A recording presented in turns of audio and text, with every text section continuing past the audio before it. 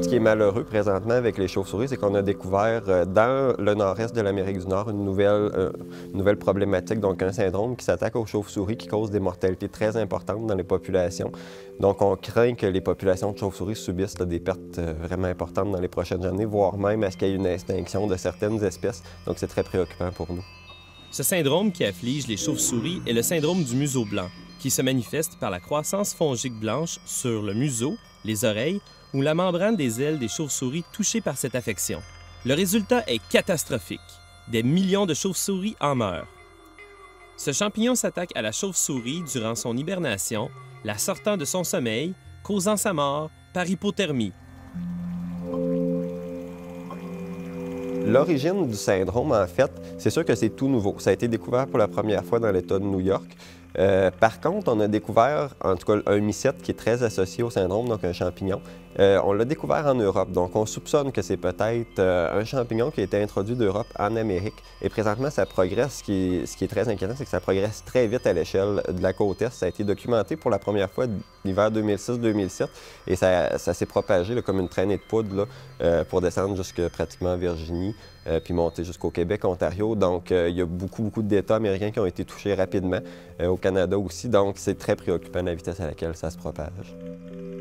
La propagation de ce champignon se fait par transmission animale, lorsque les chauves-souris affectées se déplacent d'une caverne à une autre, et par transmission humaine, en transportant les spores de ce champignon lorsque les grottes où se trouvent les chauves-souris affectées sont visitées par des touristes, des chercheurs et des spéléologues.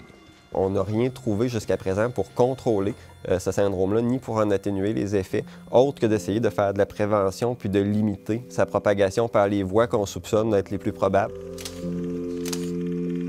Donc, c'est très important que les gens désinfectent leurs choses s'ils font de la spéléologie. Il y a des protocoles disponibles sur Internet. Donc, vraiment, décontamination pour limiter la propagation, mais c'est vraiment présentement le plus qu'on peut faire pour les chauves-souris.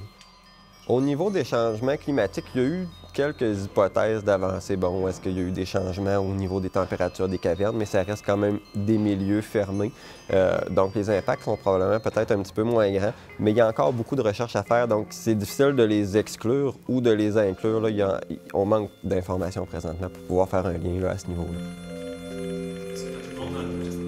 Si le syndrome poursuit sa course puis qu'on en arrive à une extinction de certaines espèces de chauves-souris, la petite brune est la plus abondante. C'est sûr qu'elle retire énormément d'insectes de l'environnement.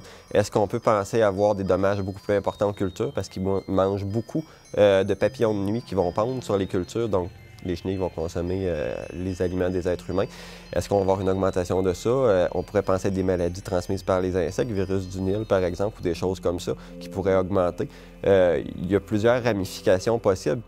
Si les chauves-souris brunes que l'on compte par millions et qui mangent jusqu'à 75 % de leur poids en insectes disparaissaient, cela causerait une augmentation de la population d'insectes, ce qui affecterait entre autres l'industrie de l'agriculture par l'utilisation plus intensive d'insecticides.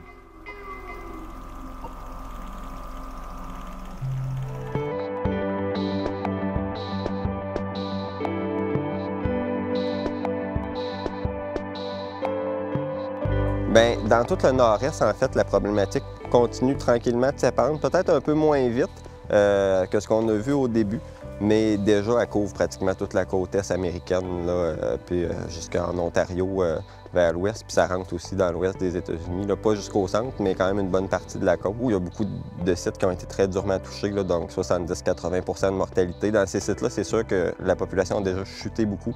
Elle continue de descendre un petit peu, mais on dirait que c'est un petit peu plus stable, mais en fait, c'est parce qu'il y a plus... il y a des sites où il n'y a plus de chauves-souris, donc c'est sûr que là, on en trouve moins de morts parce qu'il n'y en a plus. Mais c'est sûr que c'est sur une perspective à long terme qu'on va vraiment bien voir les impacts là, de la mortalité qu'il y a eu là, avec l'arrivée du White Nose là, en Amérique du Nord.